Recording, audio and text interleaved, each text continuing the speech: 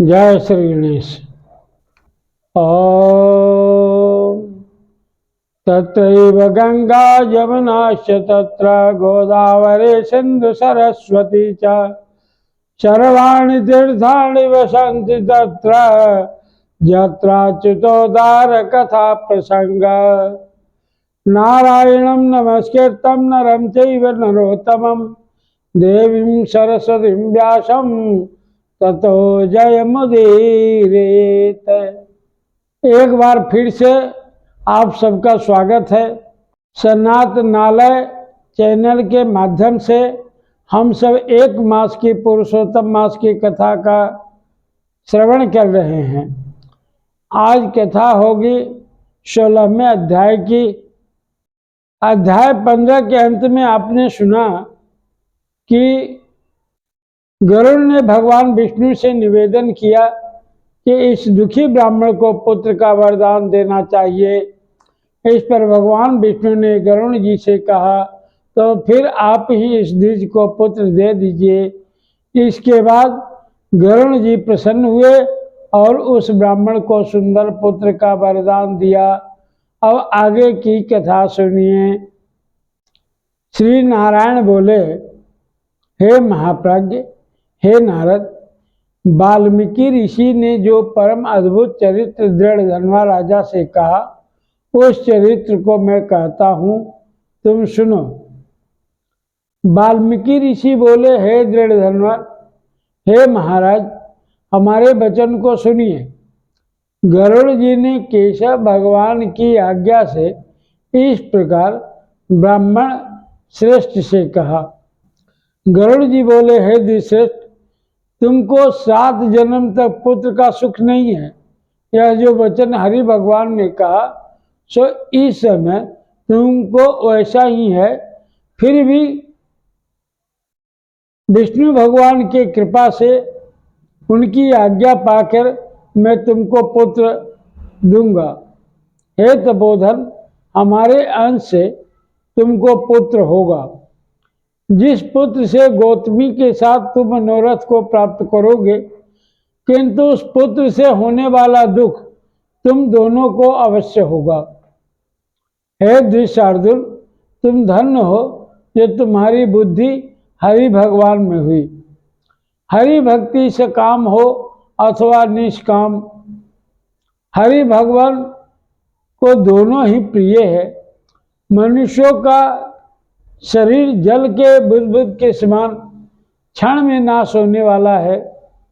उस शरीर को प्राप्त कर जो हृदय में हरि के चरणों का चिंतन करता है, वह धन्य है। इस अत्यंत दुस्तर संसार से तारने वाले हरि भगवान के अलावा दूसरा और कोई नहीं है। यह हरि भगवान की ही कृपा से मैंने तुमको पुत्र दिया है। मन में हरि को धारण कर सुख पूर्वक विचारो और उदासीन भाव से संसार के सुखों को भोगो। वाल्मीकि ऋषि बोले, गौतमी और सुदेव दोनों स्त्री पुरुष को देखते देखते उत्तम वर को देकर उसी समय गरुड़ पर सवार होकर भगवान हरि शीघ्र ही बैकुंठ को चले गए। सुदेव शर्मा भी स्त्री के साथ अपने मन के अनुसार पुत्र रूप वर को पाकर अपने घर को आया और उत्तम गृहस्थ आश्रम के सुख को भोगने लगा। कुछ समय बीतने के बाद गौतमी को गर्भ रहा और 10वां महीना प्राप्त होने पर गर्भ पूर्ण हुआ।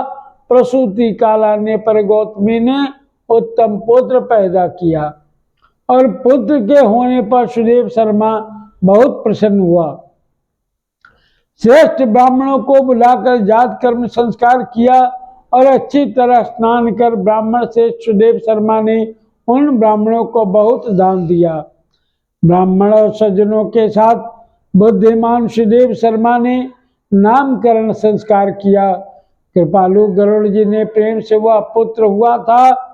शरदकालीन चंद्रमास के समान उदय को प्राप्त तेजस्वी व शुक्र के सदृश है, इसलिए मेरा यह प्रिय पुत्र सुखदेव नाम वाला हो।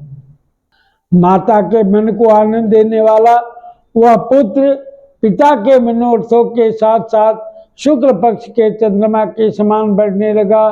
पिता ने हर्ष के साथ उपनयन संस्कार कर गायत्री मंत्र का उपदेश किया। बाद वह बालक वेदारंभ संस्कार को प्राप्त कर ब्रह्मचर्य व्रत में स्थित हुआ। उस ब्रह्मचर्य के तेज से युक्त बालक साक्षात दूसरे सूर्य के समान शोभित हुआ। बुद्धि सागर उस बालक ने वेद का अध्ययन प्रारंभ किया। उस गुरु वत्सल बालक ने सद्बुद्धि से अपने गुरु को प्रसन्न किया और गुरु के एक बार कहने मात्र से समस्त विद्या को प्राप्त किया। वाल्मीकि ऋषि बोले, एक समय कोटि सूर्य के समान प्रभाव वाले देवल ऋषि आए। उनको देखकर हर्ष से सुदेव शर्मा ने दंडवत प्रणाम किया। अर्घ्यपाद आदि से विधि पूर्वक उन देवल मुनि की पूजा की और महात्मा देवल के लिए आसन दिया।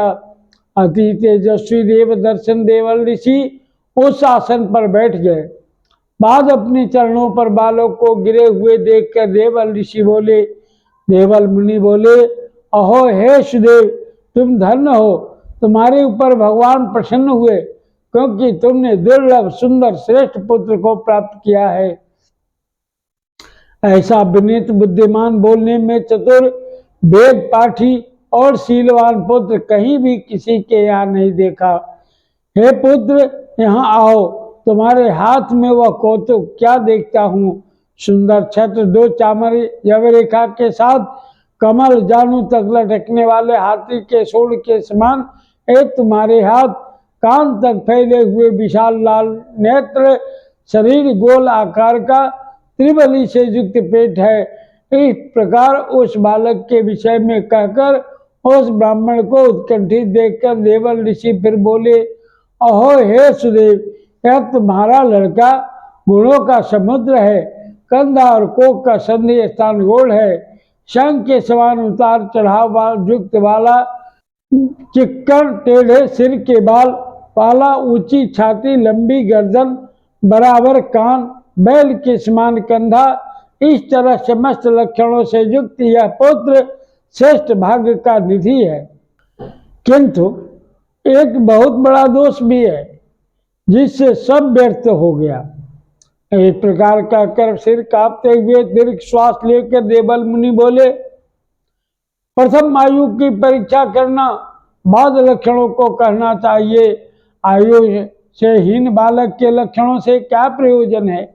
हे सुदेव, यह तुम्हारा लड़का 12वें वर्ष में जल में डूबकर मर जाएगा। इससे तुम मन में शोक नहीं करना, अवश्य होने वाला निसंदेह होकर ही रहता है। मरणासन को औषध देने के समान उसकी कोई प्रतिक्रिया नहीं है। वाल्मीकि मुनि बोले, देवल मुनि इस प्रकार कहकर ब्रह्मलोक को चले गए और गौतमी के साथ सुदेव ब्राह्मण पृथ्वी पर गिर गया। पृथ्वी पर पड़ा हुआ देवल ऋषि के कहे हुए वचनों को स्मरण कर चिरकाल तक विलाप करने लगा। बाद में उसकी स्त्री गौतमी धैर्य धारण करती हुई पुत्र का अपनी गोद में लेकर प्रथम प्रेम से पुत्र का मुख चुंबन कर बाद पति से बोली। गौतमी बोली, हे द्विजराज, होने वाली वस्तु में भय नहीं करना चाहिए। जो नहीं होने वाला है वह कभी नहीं होगा, और जो होने वाला है वह होकर रहेगा। क्या राजा नल, रामचंद्र युधिष्ठिर दुख को प्राप्त नहीं हुए? राजा बलि भी बंधन को प्राप्त हुआ, जादव नाथ को प्राप्त हुआ, हिरण्याक्ष कठिन वध को प्राप्त हुआ, वृत्रासुर भी मृत्यु को प्राप्त हुआ, सहस्रार्जुन का सिर काटा गया, रावण के भी उसी तरह सिर काटे गए। हे मुने, भगवान रामचंद्र भी वन में जानकी के विरह को प्राप्त हुए, राजा परीक्षित भी ब्राह्मण से मृत्यु को प्राप्त हुए। हे मुनीश्वर, इस प्रकार जो होने वाला है वह अवश्य होगा। इसलिए हे नाथ, उठिए और सनातन हरि भगवान का भजन करिए, जो समस्त जीवों के रक्षक है और मोक्ष पद को देने वाले हैं। वाल्मीकि ऋषि बोले, इस प्रकार सुदेव शर्मा ने अपनी स्त्री गौतमी के वचन को सुनकर स्वस्थ हृदय में हरि भगवान के चरणों का ध्यान कर पुत्र से होने वाले शोक को जल्दी से त्याग दिया। इति श्री बृहन्नारदीये पुराणे पुरुषोत्तम मास महात्म्ये षोडशोऽध्यायः। हरे शरणं